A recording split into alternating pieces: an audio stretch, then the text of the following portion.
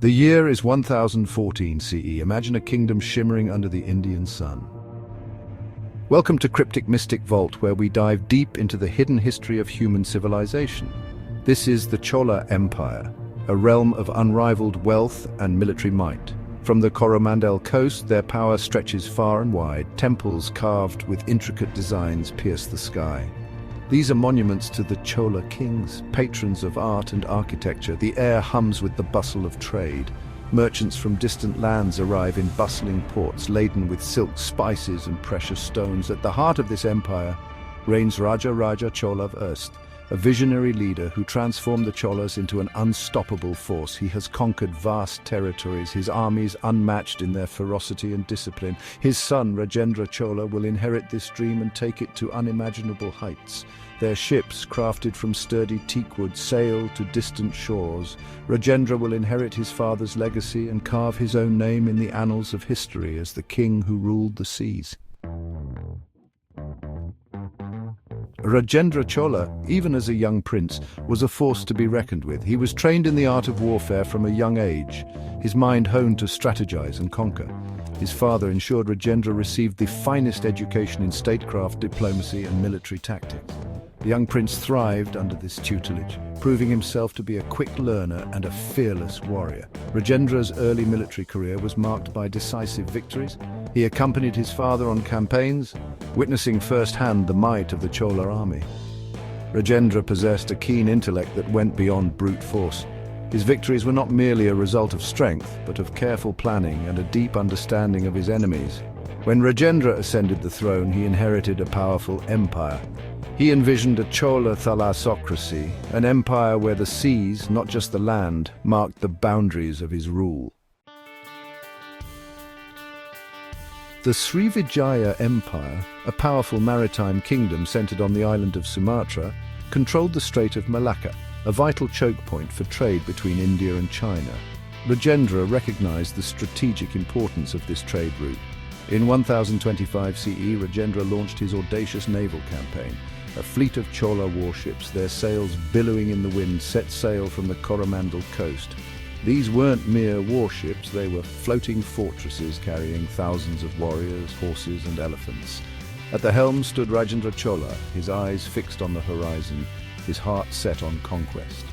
The Chola fleet, guided by seasoned navigators, sailed across the Bay of Bengal, their arrival in Srivijayan waters a terrifying spectacle. Rajendra, a master strategist, didn't rely solely on brute force. He employed a combination of surprise attacks, amphibious landings, and cunning maneuvers to outwit his enemies. The Srivijaya, caught off guard by the sheer scale and audacity of the Chola invasion, struggled to mount a cohesive defense. The Chola invasion sent shockwaves through the region. Rajendra's campaign was not just a display of military might, it was a calculated strategy to establish Chola dominance over the lucrative maritime trade routes of Southeast Asia. The Chola navy, under Rajendra's command, engaged in a series of daring raids and strategic conquests. They targeted key port cities, disrupting trade and weakening the Srivijaya's grip on the region. One by one, Srivijayan strongholds fell to the relentless Chola onslaught. Rajendra employed innovative tactics, including amphibious assaults, where his soldiers would disembark from warships directly onto enemy shores. He also understood the importance of logistics, ensuring his fleet had a steady supply of provisions even on extended campaigns.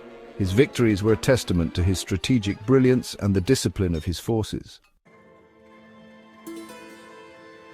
The backbone of Rajendra's maritime empire was the legendary Chola navy.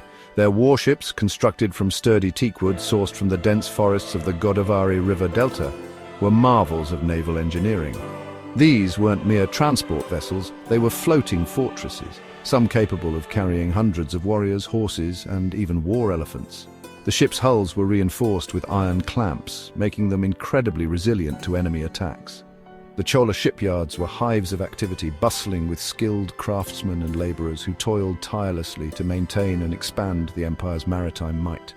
These technological advancements, combined with their mastery of navigation and naval warfare, gave the Cholas a decisive edge in their maritime campaigns. The Chola sailors were renowned for their seafaring skills, navigating treacherous waters with confidence and precision. This potent combination of technological superiority and skilled manpower ensured the Cholas reigned supreme in the Indian Ocean. Rajendra Chola's naval expeditions achieved more than just territorial expansion. They had a profound and lasting impact on the political and cultural landscape of Southeast Asia. The Chola conquest of the Srivijaya Empire significantly weakened their control over the region, paving the way for the emergence of new regional powers. The Cholas, under Rajendra's rule, established themselves as the dominant force in the Indian Ocean, their influence reaching far beyond the shores of their empire. The Chola presence in Southeast Asia extended beyond military and political spheres. Their merchants, sailing on the backs of Rajendra's naval victories, established trading outposts in port cities across the region. Hindu temples, built in the distinctive Chola architectural style, sprang up in Java, Sumatra, and the Malay Peninsula, a testament to the cultural exchange that accompanied their economic dominance. Rajendra Chola's legacy lives on, not just in the stones of the magnificent temples he commissioned, but also in the cultural tapestry of Southeast Asia, forever shaped by the waves of his ambition. Imagine a world where Rajendra Chola's naval expeditions had failed. The Chola Empire might not have established its dominance over Southeast Asia, altering the course of maritime trade routes. This could have led to a delay in the cultural and economic exchanges between India and Southeast Asia, impacting the spread of Hinduism and Indian culture in the region. The power dynamics in the Indian Ocean would have shifted, possibly allowing other regional powers to rise earlier. The legacy of the Cholas, etched in salt and stone, would have been markedly different, and the history of naval warfare and trade in the Indian Ocean would have taken an alternate path. In this alternate timeline, the Srivijaya Empire may have continued its reign over the seas, bolstering its own cultural and economic influence.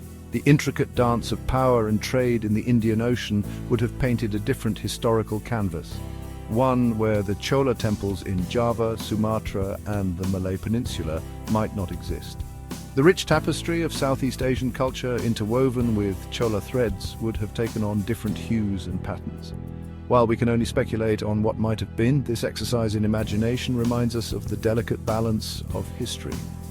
Rajendra Chola's ambitions and naval prowess not only carved out an empire, but also set in motion waves of change that continue to ripple through time. The Chola legacy, as we know it, stands as a testament to the power of vision and determination, shaping not just their own destiny, but the very course of history.